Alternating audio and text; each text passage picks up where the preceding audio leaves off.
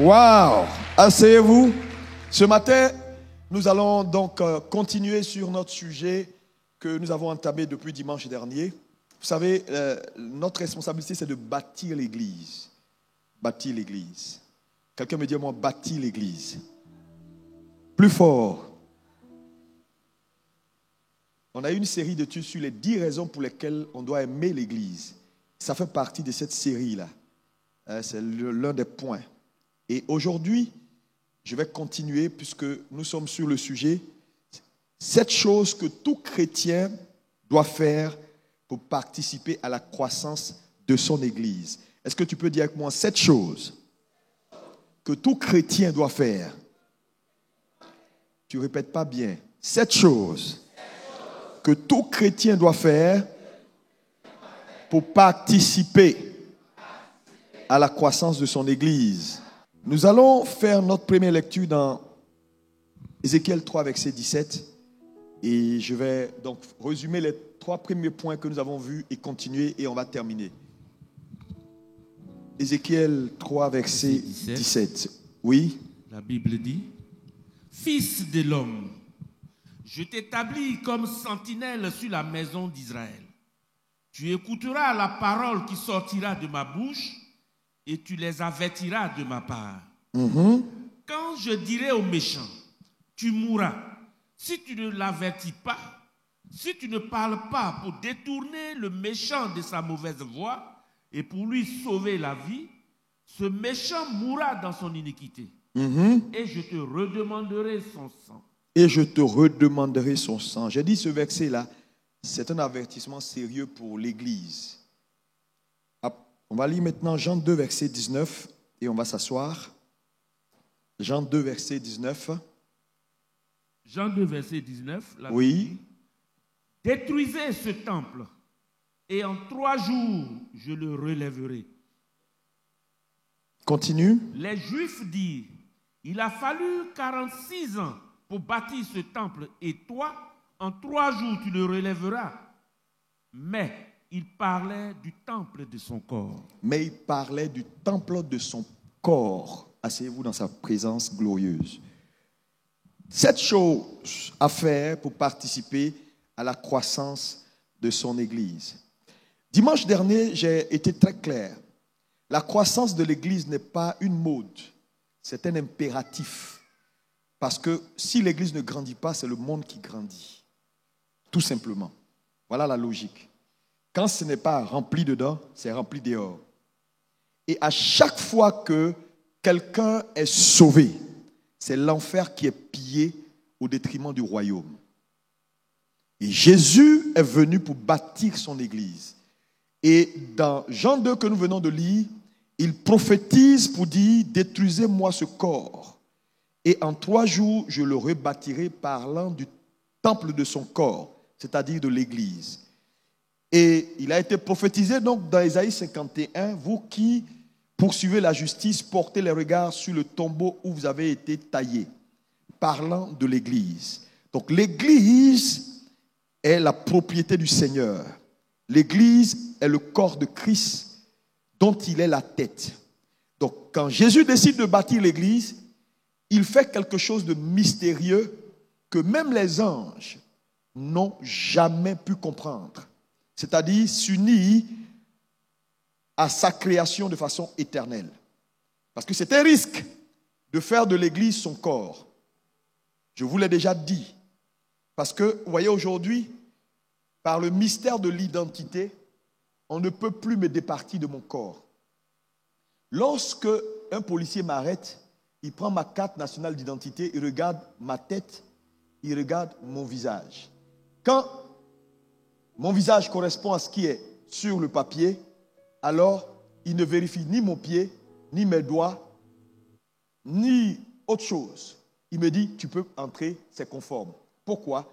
Parce que par le mystère de l'identité, quand la tête est validée, tout le corps passe. Et donc, le corps devient un indicateur sérieux. Ça veut dire, même si la tête réfléchit, même si la tête pense, même si la tête veut, que le corps refuse, alors, quel que soit ce que la tête va vouloir, elle ne pourra pas l'accomplir. Donc l'Église devient un facteur important pour l'accomplissement des desseins de l'Éternel. Et donc, si nous sommes devenus membres, cette prise de conscience-là, tout membre du corps doit l'avoir. Que si tu ne bouges pas, Christ ne peut pas bouger. Parce que si maintenant, je veux aller là-bas, si mon corps dit, on ne bouge pas, et ma tête dit, on va partir, est-ce que je vais partir? Répondez-moi, est-ce que je vais partir? D'où l'importance de sensibiliser l'Église à comprendre que quand Christ dit « Je bâtirai mon Église et les portes du séjour des morts ne prévaudront point contre elle », cette Église, elle est déjà bâtie. Il dit ça avant sa résurrection. Quand il ressuscite, l'Église est bâtie. Mais c'est une Église qui est un corps spirituel. C'est un corps spirituel. Maintenant, ce qui est légal a besoin d'être matérialisé. Christ ne va pas descendre une deuxième fois pour matérialiser ce qu'il a déjà accompli. Nous avons, toi et moi, la responsabilité de comprendre qu'étant membres, nous devons maintenant, chacun à son niveau, faire en sorte que l'Église soit forte, qu'elle soit puissante et que l'enfer soit pillé.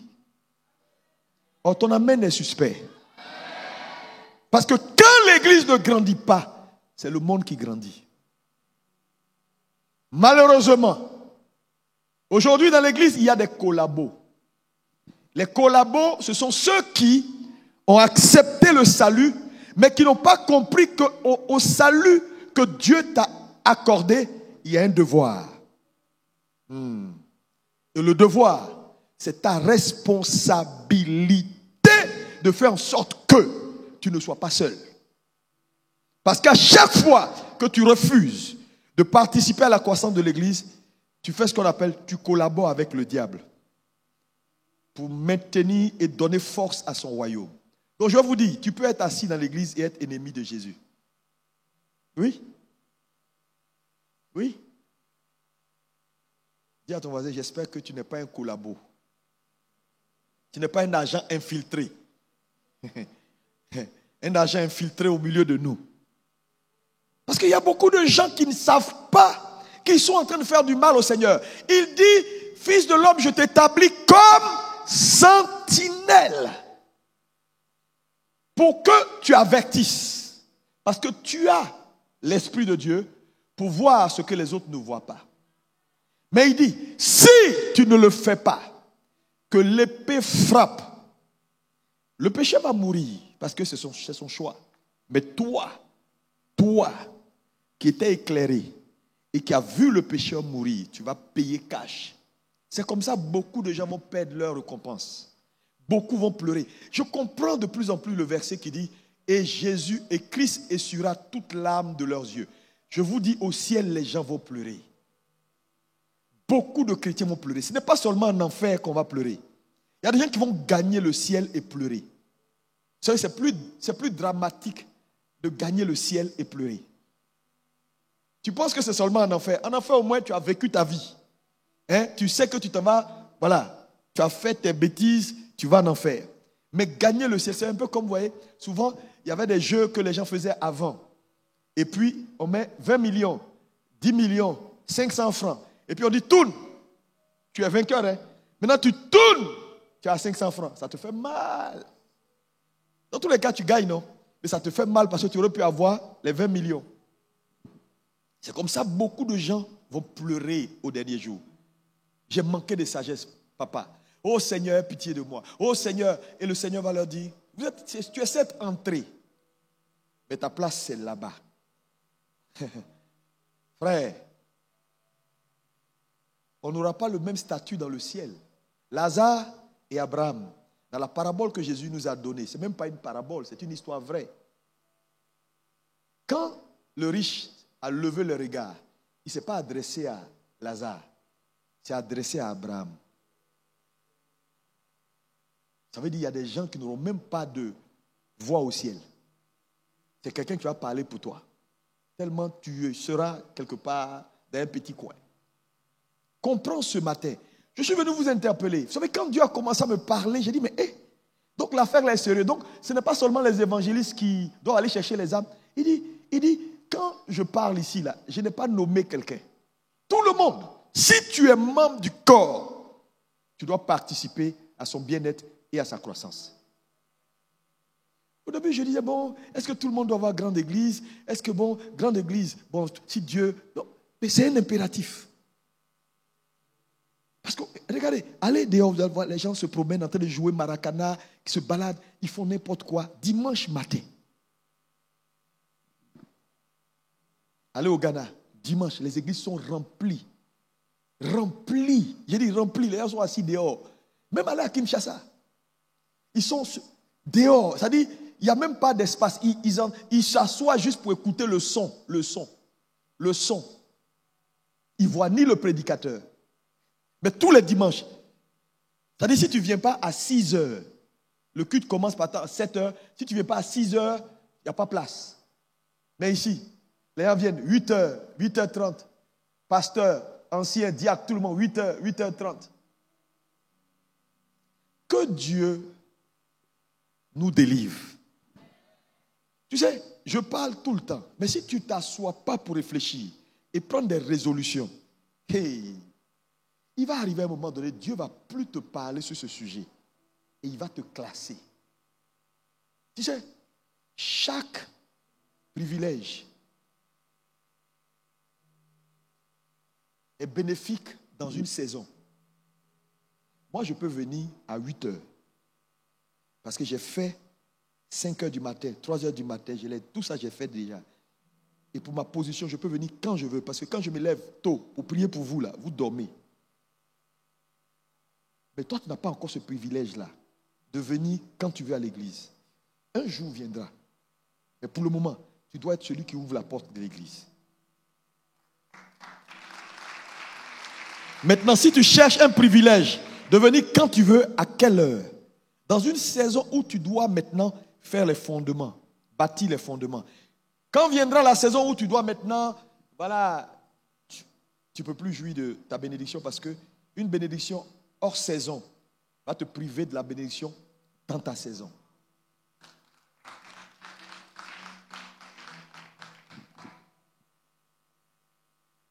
C'est pourquoi ce message est important et très important pour chacun d'entre nous. 7 choses à faire. Dimanche dernier, nous avons vu que la première chose à cultiver pour participer à la croissance de son église, c'est ta conversion personnelle. Ça, c'est la première chose que j'ai déclinée. Pourquoi? Parce qu'un homme est utile à Dieu, à lui-même et à son église, proportionnellement à son niveau de transformation. C'est-à-dire, un homme qui est dans le corps, qui ne se laisse pas transformer, ne sera pas utile pour le corps. Malheureusement, trop de gens sont assis dans nos églises et ils ne veulent pas changer. Ce matin, je te parle. Laisse Dieu te transformer. Sinon, tu vas regretter. Parce que cette affaire de salut est une affaire de nature. Ce n'est pas une affaire de faire. Être est plus fort que faire. Quand on donne sa vie à Jésus, on entre. Dieu nous met dans le corps. Ce n'est pas tout. Mais on doit grandir pour atteindre la mesure de la stature parfaite de Christ. C'est une nature qu'on prend. Christ entre en toi, il prend toute la place et il vide. C'est un peu comme si j'ai de l'eau sale dans un verre. Si je veux vider l'eau sale, je dois continuer à mettre l'eau propre, l'eau propre, l'eau propre, l'eau propre. Au fur et à mesure que l'eau propre remplit. Et à un moment donné, si je continue pendant longtemps, l'eau sale va disparaître et tout ce qui est dedans sera propre. Pourquoi? C'est ce qu'on appelle la loi du remplacement. Christ doit entrer en toi, entrer en toi, entrer en toi. Et au fur et à mesure qu'il entre, il sort les déchets, il sort les déchets. À un moment donné, quand on te voit, on voit Christ, on ne sait pas qui est Christ, qui est toi.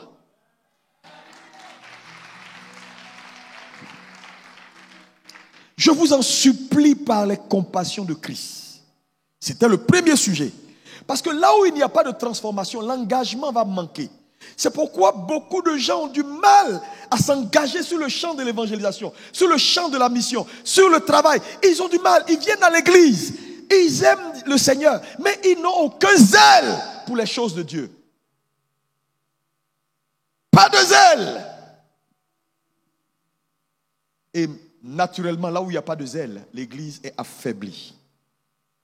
La force de l'islam, ils sont très zélés.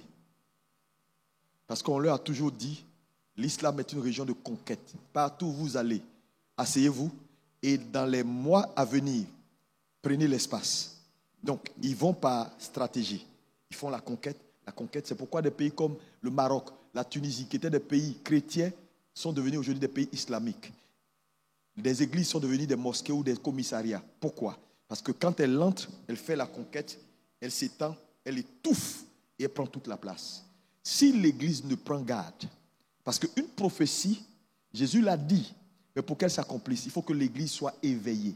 Je suis venu vous éveiller. Dis à ton voisin, ce matin, sois éveillé au nom de Jésus. Plus fort. Et ce manque de conviction qui aboutit sur un manque d'engagement fait qu'aujourd'hui, le plus gros défi de l'église, ou je dis bien numéro 1, le point numéro 1, l'obstacle numéro 1 de la croissance de l'église, ce sont les chrétiens. Ce n'est pas le diable. Ne priez plus pour lier Satan. Satan, on ne veut pas que... Non, laissez Satan. Satan ne peut pas empêcher l'église de grandir si les chrétiens se lèvent. Donc, les chrétiens sont devenus l'obstacle numéro 1 à la croissance. Pourquoi? Parce que c'est eux qui ne croient même plus. C'est eux qui s'en foutent. C'est eux qui sont là, qui disent, bon, on va voir. Comment ça va aller? Ah, aujourd'hui, ils ont changé ça. Il paraît même qu'il y a un concert, on verra. Est-ce que les gens vont venir même? Ça, c'est les chrétiens, ça.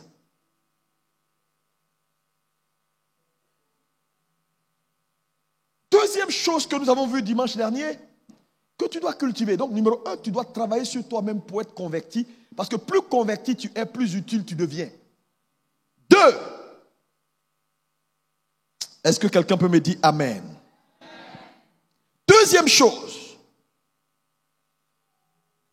Tu veux participer à la croissance de ton église, si tu dois le faire, tu dois t'engager dans la prière et l'intercession pour ton église et la conversion des âmes. Parce que je vous dis la vérité, une âme qui se convertit, c'est un combat spirituel. Jésus a dit, la Bible dit, et il les a délivrés en les transportant du monde des ténèbres vers le monde de lumière. Mais une délivrance est un combat. La conversion est une délivrance. Mais comment tu peux aller dans le camp de l'ennemi et puis piller son camp sans combattre? Mais on combat dans quoi? Dans la prière. On enfante les gens dans la prière. Parce que si vous allez chercher les gens sans les enfanter dans la prière, ils vont venir, ils vont retourner. C'est pourquoi on n'a pas de bonne conversion aujourd'hui dans nos églises. On a des pasteurs qui viennent, même des frères qui viennent à l'église et qui finissent par devenir pasteurs sans être convertis. Oui. Tu dis, mais est-ce que c'est possible? Oui.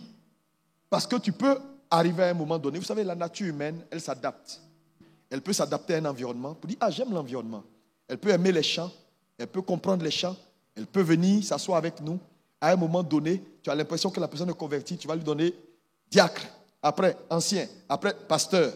Et puis, il est là avec toi. Et puis, 6 mois après, 2 ans après, 3 ans après, il dit non, lui, il croit que l'islam, c'est ça qui marche. Et puis, il devient musulman. Et puis, tout le monde te regarde pour dire, mais pasteur, comment tu as fait? Parce que même si Jésus a péché 12, il y avait un Satan dedans, ce n'est pas toi.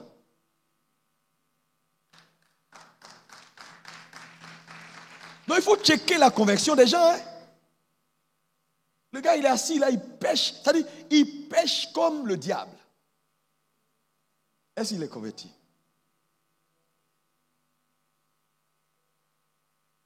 Donc, l'intercession. Tout le monde dit comment l'intercession. C'est important. Parce que nous, on est entrés. Mais il y a encore beaucoup dehors pour qui le sang de Jésus a été versé. Et ces gens-là doivent entrer avant que la porte ne se ferme. Mais ce n'est pas Jésus qui va le faire. Dis, c'est moi. Plus fort. Encore plus fort. C'est toi qui dois parler. Mais je vous dis, si tu ne travailles pas sur toi pour avoir cette prise de conscience, tu ne peux pas rencontrer quelqu'un que tu n'as jamais vu et ne pas trouver un moyen de balancer Jésus quelque part. Donc l'intercession. La Bible dit, dans Romains 8, verset 26, il dit, l'esprit de celui qui a écrit entre les morts, s'il habite en nous, il rendra aussi la vie à nos corps mortels. Mais la Bible dit, c'est avec cet esprit que nous intercédons en gémissant. Le gémissement ici fait allusion à l'accouchement. Ça dit, avant de venir à l'église, moi je me rappelle quand on était jeunes chrétiens, vous savez, l'église a beaucoup changé. L'église a beaucoup changé. Avant, quand on va à l'église, on a 30 minutes d'intercession avant le culte. Tous ceux qui doivent diriger, tu ne peux pas faire quelque chose à l'église sans aller faire tes 15 minutes de prière. Tu ne vas même pas toucher le micro même. Et ces choses-là ont disparu aujourd'hui. Le gars, il apparaît, il descend, il garde sa voiture, boum, et puis il attrape le micro. Alléluia. Alléluia. Alléluia.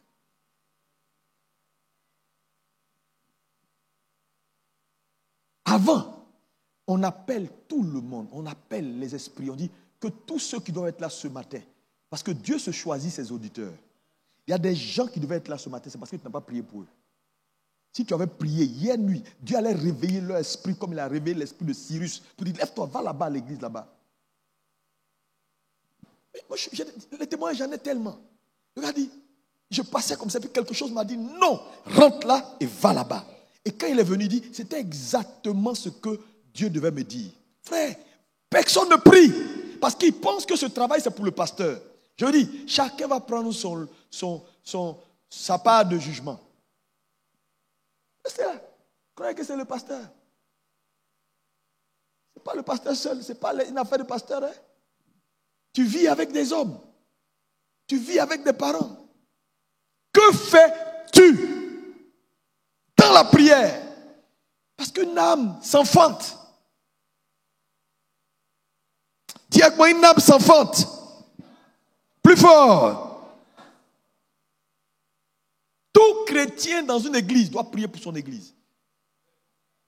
Est-ce que tu pries pour cette église? Oh, tu viens te dire oui, gloire à Dieu, tout est bien, ok. Non, est-ce que tu pries? Pose la question à ton voisin pour moi. Est-ce que tu pries pour l'église, pour le pasteur que tu vois là? Tu pries pour lui?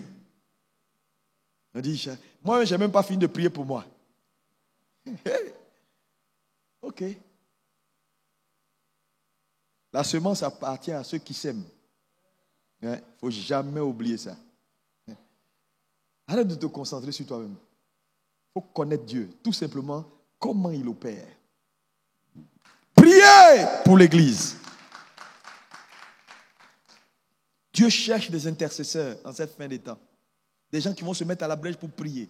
Prier. Leur fardeau, il faut que dans 6 mois, ici décembre, cette église, qu'on gagne 1000 âmes, qu'on gagne 200 âmes, qu'on gagne tant. Et puis il est là, c'est son fardeau qui est là. Pas, je veux beaucoup d'argent, je veux voyager, ça c'est bon. Mais tu sais, je veux te dire, quand tu prends Dieu en priorité, il te prendra en priorité. Il y a beaucoup de choses que tu n'as pas là. C'est parce qu'en réalité, tu es trop concentré sur toi-même. Je dis, fais de ce sujet-là ton sujet jusqu'en décembre. Seigneur, tous les matins, intercède pour les âmes. Et puis quand une image d'un frère vient dans ton esprit, prie pour le frère. Dis, Seigneur, je veux que ce dimanche, les gens soient bénis, que les gens viennent à l'église. Seigneur, je déclare qu'ils viennent, prie, gémis, parle. Les différents groupes qui évangélisent tous les samedis, il y a 4 ambassades. Dis, Seigneur, je déclare, toi-même, prends un peu, mets-toi à disposition. Je t'assure, le tuyau qui arrose est arrosé en premier. Tu seras mouillé avant tout le monde. Mais quand on parle aux gens, ils sont là. C'est juste des bonnes idées. Et quand ils ressortent, ils reprennent leur vie. Ce matin, prie pour ton église. Dis à ton voisin, prie pour ton église. 3e chose que nous avons dit dimanche dernier, que vous devez cultiver pour participer à la croissance de votre église, c'était quoi? C'était travailler pour être un agent de paix. et de tranquillité dans l'église. Matthieu 5, verset 9 dit, heureux ceux qui procurent la paix. Je vous dis la vérité. Toi, tu dois travailler pour la paix. Parce que les gens qu'on va chercher qui viennent là, ils ont besoin d'un environnement sécurisé, un environnement de paix. Les brebis aiment les eaux paisibles. Malheureusement, aujourd'hui, ce sont les chrétiens qui sont devenus le problème. Ils sont assis dans l'église, c'est eux qui font palabre avec tout le monde. C'est eux qui sont tout le temps en train de dire, oui, bon, il paraît que depuis 1840, on était ici, on était... Attends, il y a des choses, à un moment donné, il faut sortir de ça. Tu dois être un agent de paix. Que la division, les palabres, les problèmes dans l'église ne passent pas par toi. Je vous ai dit dimanche dernier, si quelqu'un te rencontre, il parle avec toi une fois, deux fois, et puis il dit, est-ce que tu as appris? Tu as vu ça? Ou qui se plaint? Coupe avec la personne, avec mon autorité. Coupe, ne parle plus à cette personne-là. C'est une relation toxique. Tu es venu ici là pour chercher Dieu, pas pour savoir ce qui s'est passé il y a 6 ans, il y a 20 ans, il y a 40 ans. Et puis s'il y a 40 ans, bon, chaque tour a une histoire. Tu vois la tour F là. Actuellement, c'est nous, on voit l'histoire. Quelqu'un d'autre, dans quelques années, quand ils vont naître, ils vont voir ça joli. Nous, on a vu quand c'était court, quand c'était mélangé.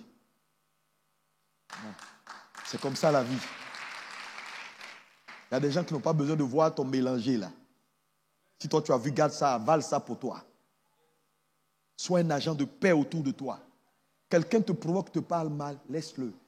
Tu es trop busy pour faire palabre. Trop occupé pour dire, on va aller juger sur le pasteur. Non, laisse tomber, laisse les gens avec leurs problèmes. Il y a des gens qui sont irritables. Ils sont là, tout le temps, ils disent, ouais, mais ici, là, il n'y a pas amour. C'est lui seul qui sait qu'il n'y a pas amour. Parce que ce que tu ne donnes pas, tu ne peux pas recevoir. Tous ceux qui disent qu'il n'y a pas amour, là, c'est pas eux-mêmes, ils sont mauvais. Donc, ils ne reçoivent pas. Comme un gars qui est allé dans un village, il va, il s'installe, il ne salue pas les voisins. Et puis après, quelques semaines après, il dit, les gens sont mauvais ici, ils sont méchants ici. Ils sont méchants. Il y a un autre qui est revenu. Quand il est arrivé, il est allé chez tous les voisins les saluer. Et puis tous les voisins sont revenus vers lui pour le saluer.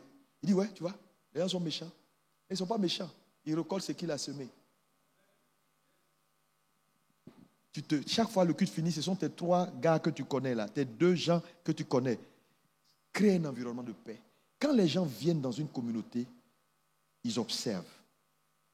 Mais la Bible dit, malheur à celui par qui le scandale vient. Qu'on ne te trouve pas dans un scandale, qu'on ne te trouve pas dans des disputes, qu'on ne te trouve pas en train de faire palabre avec un frère, et puis il y a un nouveau qui passe, et puis qui dit, non, on fait ça aussi ici.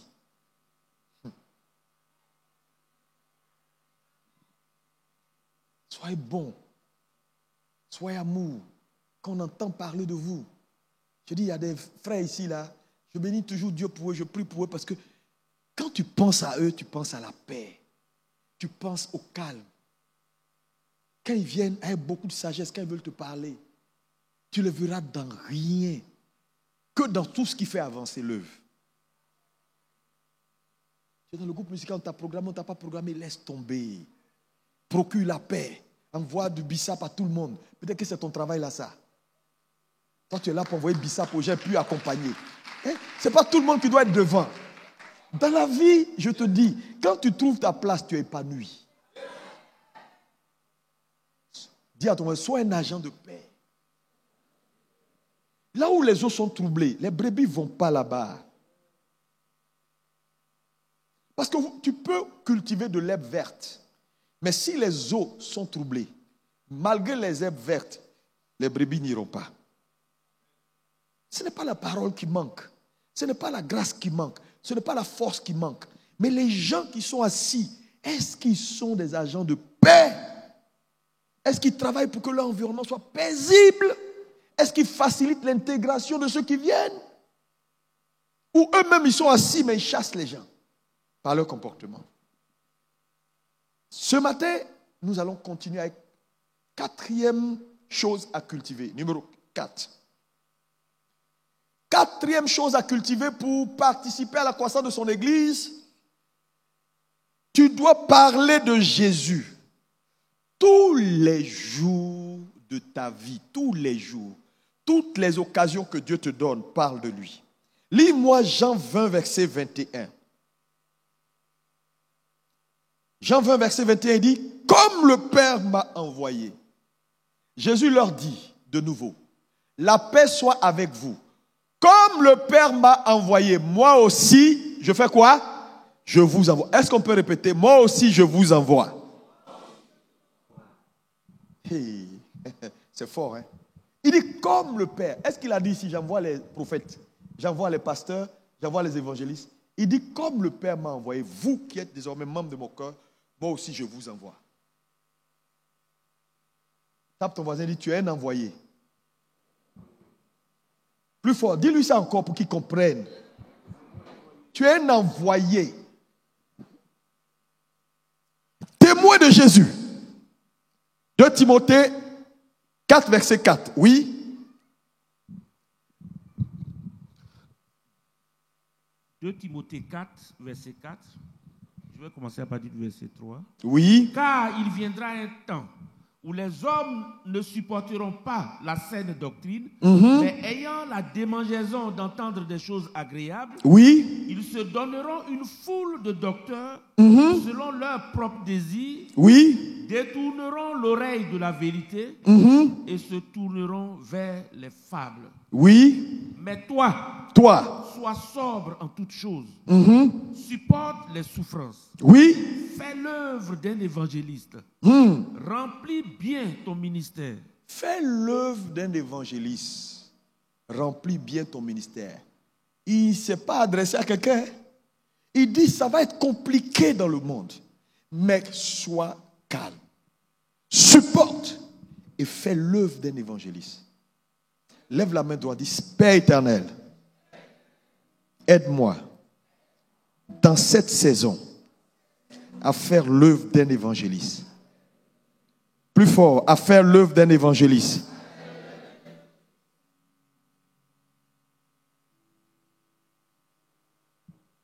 C'est la parole, elle est tellement claire qu'il n'y a pas trop de commentaires à faire à ce niveau.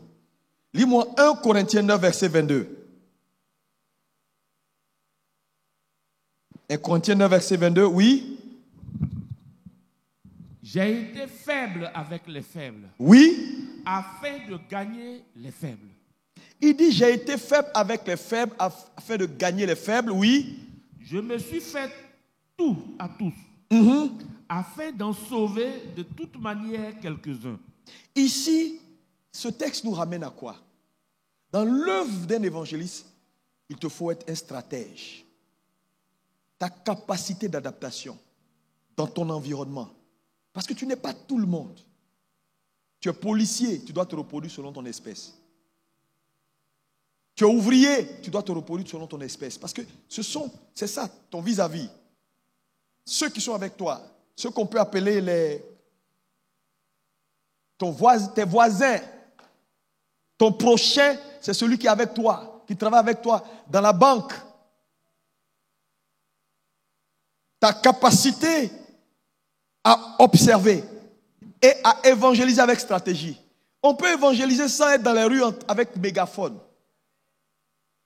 À chaque fois que tu vas au boulot, sur ta table, sur ton bureau, tu dois avoir quelques traités. C'est-à-dire un fonctionnaire ici qui n'a pas de traité, de Bible et de livres qu'il achète pour faire des cadeaux. Je ne dirais pas qu'il est un païen, mais il est en train de devenir. Comment dans ton bureau, il n'y a pas de livre que quelqu'un peut venir te voir pour dire oui, je suis venu parce qu'il y a ça, il y a ça. Et puis en allant, tu dis, je t'offre ça. Et puis il regarde et dit, ah, vraiment, merci beaucoup. Moi, dans ma voiture, partout, j'ai toujours un livre quelque part qui traîne. Même quand je voyage, parce que je ne sais pas qui va s'asseoir à côté de moi dans l'avion. C'est des réflexes. Ça, toujours, partout où je vais, j'ai un de mes livres. Non. Même Déborah était là, j'ai sorti un, j'ai dit, tiens, j'ai fait comme ça. Hé, pasteur! Elle était contente. frères et sœurs, est-ce que tu peux prendre des résolutions? Aller à la librairie, prendre 3, 4 livres, prends les livres de ton pasteur, parce qu'au moins tu connais ce qu'il enseigne. Et puis tu écris, tu mets le cachet de l'église, et tu mets les horaires. Un jour, tu seras étonné de voir ton gars là entrer ici. Évangéliser avec stratégie. Mais toi, tu ne fais que parler. Au bureau, c'est toi qu'on reconnaît comme le bavard, le palabreux. Non!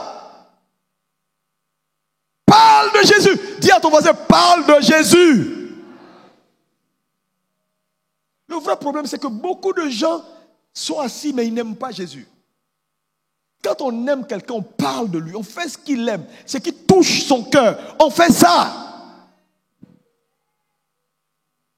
Dieu t'a béni, tu as de l'argent. Mais fais un plan. Tous les mois, dans mon budget, je mets 200 000 francs à disposition de l'évangélisation. C'est mon alliance avec Dieu. Ou 50 000 ou 100 000. Tous les travailleurs là, notez ça. Et tu vas faire ça à la hauteur de ce que Dieu peut te donner de faire. Ça peut être 50 000, ça peut être 30 000. Tous les mois, tu dis de maintenant qu'en décembre, tous les mois, quand je reçois mon salaire, j'enlève 20 000, 30 000 ou 50 000 pour l'évangélisation. Même si je ne peux pas partir, je vais aider des gens à bien partir. Tu ne perdras pas ta récompense dans toutes les âmes. Frère, je vous dis, dans la vie, il faut comprendre, il faut être stratège.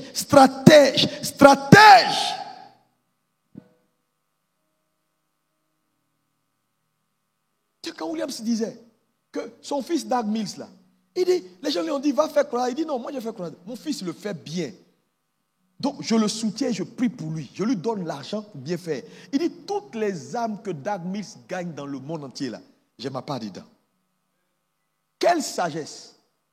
Au lieu d'aller le concurrencer, là, je préfère le pousser. Donc, frère, tu ne peux pas. Je te dis, priez, Seigneur, délivre-moi, je voyage beaucoup, aide-moi, couvre-moi de sécurité. Ta sécurité est dans ta capacité à servir. La vraie sécurité, c'est dans le service. Tu ne peux pas partir. Mais parce que je te dis, il y a toujours, Satan est un accusateur. Son nom là, c'est accusateur. Mais si tu as des œuvres, tu peux rappeler à Dieu dans une situation difficile. Seigneur, souviens-toi que chaque mois, je soutiens l'évangélisation. Dieu peut, sur ça, te sauver. Tu fais quoi tous les mois? Tu payes sac de riz. Les gens mangent, ça va au WC. Et puis c'est fini. Aucun bénéfice si ce n'est pas WC. Quel plan tu as pour acheter des livres pour l'évangélisation? Tu es dans le waro tout le temps. Tu as un petit truc, quand tu as ton voisin qui te sert, tu lui dis, voisin, ça c'est pour toi. Même si tu ne parles pas, il va prendre. S'il ne prend pas, laisse tomber et puis avance. La meilleure évangélisation, c'est corps à corps. La plupart d'entre vous là, peu sont ceux qui ont été sauvés à un mégaphone dans les rues. Ça là, c'est du bruit. C'est quelqu'un qui t'a parlé, qui t'a invité un jour, qui a payé ton transport, qui a dit non, il n'y a pas de problème, viens avec moi. Puis tu es venu et tu n'es plus jamais reparti. Pourquoi tu ne fais pas de même? Si tu veux acclamer, il faut bien acclamer.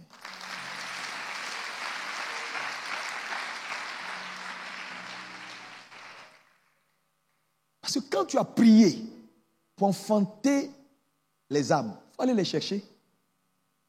C'est un peu comme quelqu'un qui plante du maïs. Il a arrosé, il a tout fait. La récolte a donné. Et puis, là où il doit aller récolter maintenant, il est couché. Ou bien tu voyages. Est-ce que c'est normal? Vous priez tout le temps pour que les âmes soient sauvées. Allons les chercher. J'ai dit, tous les mois, je pointe là. Tout membre de cette église qui ne gagnera pas une âme, tous les mois jusqu'en décembre, ce sera un échec. Non seulement devant moi, mais devant Dieu, je ne sais pas comment on va appeler ça. Parce que c'est notre engagement à Dieu jusqu'en décembre. Tous les mois, chacun doit prendre. Que tu prennes même ou pas, c'est ta responsabilité. Tu vas voir, si Dieu va écouter tes prières, si toi tu ne prends pas au sérieux ce qui touche son cœur, il ne va pas t'écouter. Va où tu veux, saute, monte, descends, ça ne changera rien. Non, je te dis, tu seras surpris. Faisons ce qui touche au cœur de Jésus.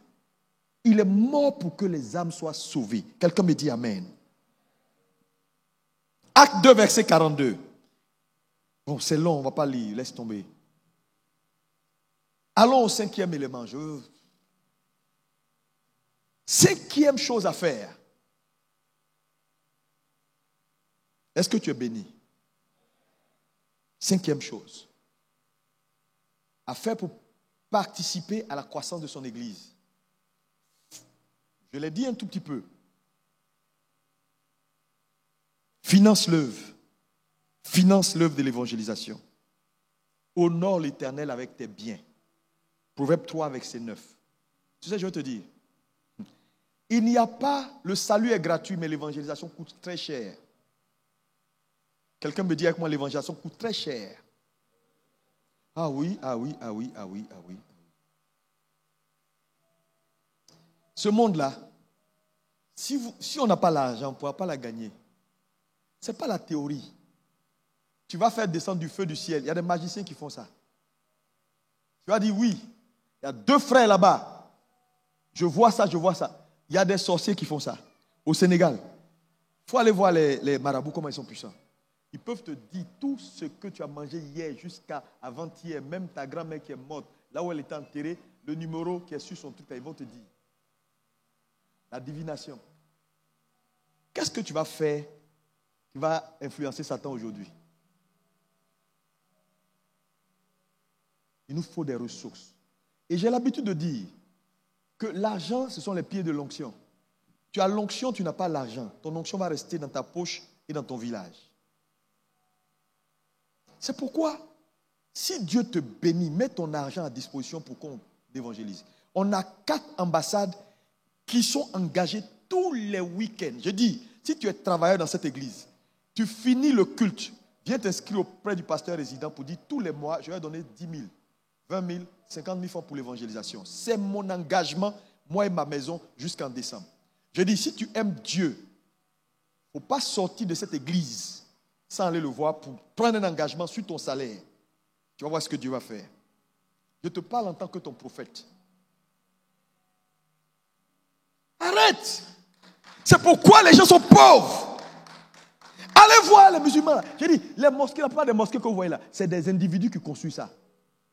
Parce qu'on leur a dit, quand tu fais ça, le jour où tu vas au paradis, il y a beaucoup de femmes qui t'accueillent. C'est tout.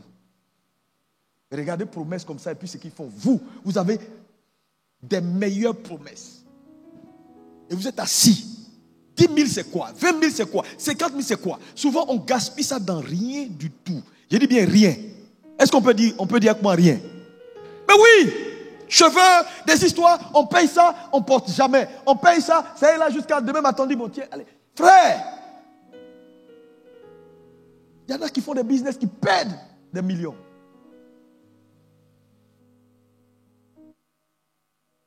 Il y a un frère, ça m'a marqué parce que c'était l'une des rares fois que j'ai vu ça. Dans le temps, quand on faisait les sorties dans les villages, où on a visité tous les villages du sud là, c'était à cause d'un seul frère qui est venu un jour me voir après le culte. Il dit, tous les mois, je prends 200 000 francs de mon salaire, je mets à disposition pour l'évangélisation. Ça nous a aidé à évangéliser tout le sud là pratiquement. On est allé à Zureti, on est allé à Moamé, on est allé ici, on allait dans les villages. Parce que chaque mois, ils mettaient l'argent. Donc on prenait un car, on mettait les frais, et puis on faisait un complément, et puis on partait. Ça fait, depuis janvier, on n'a eu aucune journée de la miséricorde. Chacun fait ses choses. Tout le monde est concentré à faire ce qu'il a à faire. Je dis toujours, c'est l'œuvre de l'Église qui compte aux yeux de Dieu. Toujours je vous dis ça parce que je plaisante. Prenez le temps d'étudier la Bible, vous allez comprendre.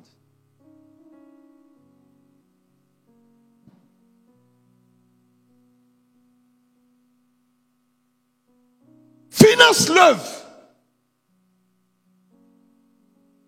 Quitte le statut de fidèle pour devenir partenaire. Est-ce que tu peux dire à ton voisin, aujourd'hui, tu n'es plus fidèle, tu es un partenaire. Un partenaire, tu agis, tu travailles, tu es partenaire. Alléluia. Oh, acclame Jésus si tu es d'accord avec moi. Partenaire. 6e chose à faire. C'est important. La 6e chose pour participer à la croissance de ton église, aime et protège ton église. L'église est comme un bébé qui a besoin d'être protégé, d'être aimé. Protège l'église contre ceux qui veulent détruire l'église. Parce que je veux te dire, Satan veut détruire l'église en lui donnant une mauvaise réputation. Vous savez, le problème des mauvaises réputations, des problèmes de scandale qu'on voit partout sur Internet, l'effet de ça, c'est quoi? C'est ralentir les conversions. Quelqu'un veut se convertir, ah non, les pasteurs là, moi je leur fais plus convertir. Affaire de Dieu. Surtout les pasteurs évangéliques là, ils sont comme ça, oh! Et puis ça parle. Et là où le monsieur devait se convertir, il ne se convertit plus. Parce qu'ils ont une mauvaise image de l'église. Protégez votre église. Tout le monde dit avec moi, protégez l'image de l'église. La Bible dit, aimez vos femmes comme Christ a aimé son église. Quand tu aimes l'église et que tu protèges l'église, tu protèges Christ. Tu protèges son œuvre.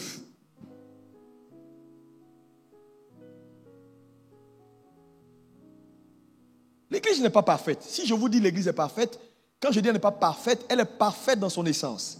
Mais elle n'est pas parfaite dans les hommes qui la composent. Mais elle demeure quand même la propriété du Seigneur. Ouais. Donc tu n'as pas le droit de juger cette église-là, non. Tu vas te faire mal. Laissez-la. Priez pour elle, protégez-la. N'exposez pas l'église. C'est pourquoi on ne prend pas affaire d'église pour aller devant les tribunaux. Parce que les gens vont se moquer de vous. Le juge va juger, va dire, ah, pasteur, vous êtes des frères. Hein? Si nous on fait ça, on peut comprendre, mais pas vous. Et puis tu vois, vous êtes honteux. On ne va pas divorcer. Et ce sont les chrétiens qui divorcent. Matin, midi, soir, palabre ici, palabre là, entrez ici. Je vais aller faire comme ça. Chrétien dans les rues. Si un païen te fait des trucs, il veut faire palabre avec toi dans les rues, s'il y a quelqu'un qui a tout à perdre, c'est toi, ce n'est pas lui. Lui va sortir de sa voiture. Il faut rentrer et puis quitte là. Dis pardon. Ce n'est pas une faiblesse. Tu es en train de protéger l'église. Imagine-toi, tu passes et puis ton pasteur est dans les rues en train de faire palabre. Puis on l'a attrapé, puis il dit oui. Tu dis, je ne vais plus là-bas dimanche.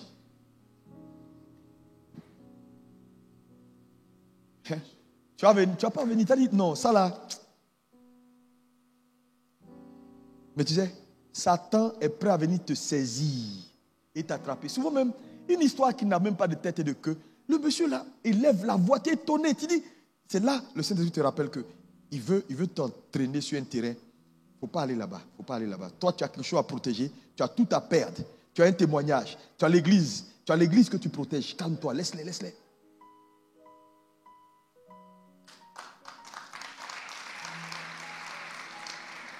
Dis à ton voisin, protège l'église. Matthieu 24, verset 12 dit quoi? Matthieu 24, 12. Et parce que l'iniquité se sera accrue, l'amour du plus grand nombre se refroidira. Frère, voilà ce que la Bible prophétise sur les temps de la fin. Il dit l'iniquité va s'accroître et l'amour de plusieurs va refroidir. Donc nous, on ne peut pas en rajouter. Parce que ça sera déjà difficile. On doit être des modèles. L'église doit être la maison de refuge qui donne de l'espoir. Quand les gens ont tout perdu dans le monde, ils doivent se diriger vers l'église. Ils ne doivent pas avoir peur de l'église. Mais c'est nous qui avons la responsabilité. Aujourd'hui, qu'est-ce qu'on voit? Les pasteurs qui se mettent sur Internet, qui font palabre, qui insultent l'autre pasteur. Il y a des sorciers. Vraiment, c'est là que tu vois que la sorcellerie, c'est quelque chose de réel. Hein? Quelqu'un qui ne te connaît pas, il vient s'asseoir et puis il dit, il a le Saint-Esprit. Il y a une dame comme ça sur Internet. Hey! Elle a osé même il n'y a pas longtemps là, je vois, elle a fait une vidéo sur Dion Robert. Oh, quand elle a fait, j'ai eu pitié d'elle. Jésus a dit, vous les reconnaîtrez par leurs œuvres, par leurs fruits. Tu n'as aucun fruit. Si ce n'est venu agiter ta main pour dire tout le monde est mauvais sauf toi seul. que Dieu ait pitié de l'âme de tous ces gens qui se disent hommes de Dieu et qui sont en train, sur Internet, de faire douter, faire en sorte que la foi de plusieurs. Regarde aujourd'hui comment c'est devenu grave, les réseaux sociaux. Ils sont pasteurs. Et on ne doit pas les juger. Et puis ils parlent n'importe comment. Et des grossièretés, des choses bizarres. Non, qu'on ne te trouve pas dedans. Dis-moi encore Amen. Et puis il ne faut jamais partager ces choses-là. Moi, si tu m'envoies vidéo de... Il paraît qu'ils sont en train de parler de... Si tu m'envoies cette vidéo-là, je considère que tu n'es pas quelqu'un de bien. Malheur à celui par qui le scandale. Tu n'es pas... Dieu ne t'a pas sauvé pour être colporteur de mauvaises nouvelles. Si ça passe par toi, ça veut dire que tu es suspect. Si personne ne partage ces vidéos-là, ça va mourir. Et les gens vont dire, tu as appris que le pasteur là, il a en train de faire ça. Tu as appris. Et puis il t'envoie, tu as appris. Et puis c'est eux qui partagent, tu as appris. Ils ont parlé de, tu as appris. Mais tu es né pour ça. On te concentrer sur ta vie. Comment tu vas réussir? Comment tu vas te marier? Comment les choses vont avancer? C'est toi qui as toujours les vidéos des gens pour envoyer ici, pour envoyer ici. Tu t'amuses avec les oins de l'Éternel. Hey, ils peuvent être ceux qui sont là. Laissez-les où ils sont. Ne faites pas de commentaires sur vidéo d'un pasteur. Passez. Parce que toi-même, tu n'es pas parfait. Tu dis, mais eux sont pasteurs. Ça veut dire quoi, pasteur? Dieu a eu pitié d'eux, il les a appelés, c'est tout. Protégeons nos églises. Dites-moi Amen. 7e et dernière chose à faire. Pour participer à la croissance de son église, c'est vivre la vie de l'église. Sois présent, sois actif et aie un bon témoignage.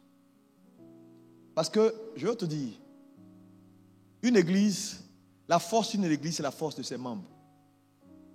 Moi, je bénis Dieu pour beaucoup de gens que je vois qui travaillent. Ce couple-là, par exemple, levez-vous. Dikaï ou bien je ne sais pas quoi. Voilà des gens qui sont importants pour moi. Tu sais, je te dis, ici, là, ce n'est pas l'argent. Leur présence. Si tu vois qu'ils ne sont pas là, soit ils ont voyagé ou bien ils sont présents, ils encouragent, ils travaillent, qu'il fasse chaud, qu'il fasse froid, ils sont là. Il y en a d'autres, il y en a d'autres. Mais à certains, ils viennent dimanche pour prendre note et puis ils disparaissent. On les voit chaque dimanche. La vie d'une église ne se limite pas à dimanche. La vie d'une église, c'est tous les jours. Comment elle va en semaine? Il vient de pleuvoir. Est-ce que tout va bien à l'église?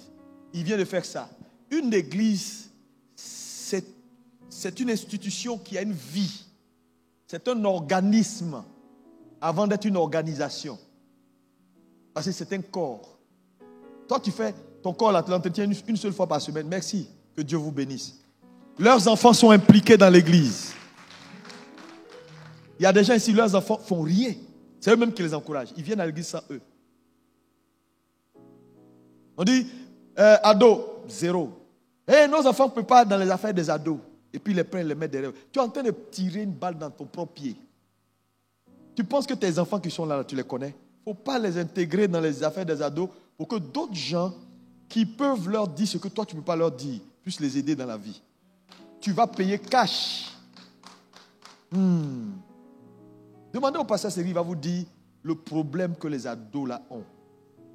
Vous ne savez pas grand-chose. Je vous regarde, ça me fait rire pour certains parents qui sont tout le temps, on dit, allez, les ados. Je vous dis, souvent, quand vous les faites sauter pour venir les déposer ici, alors qu'ils ne comprennent rien et qu'on leur donne un environnement pour pouvoir les reprogrammer à être à niveau, vous êtes en train de leur faire du mal. Je vous dis. Mais à un moment donné, quand on te parle une fois, tu n'écoutes pas 2 fois, 3 fois, on te laisse.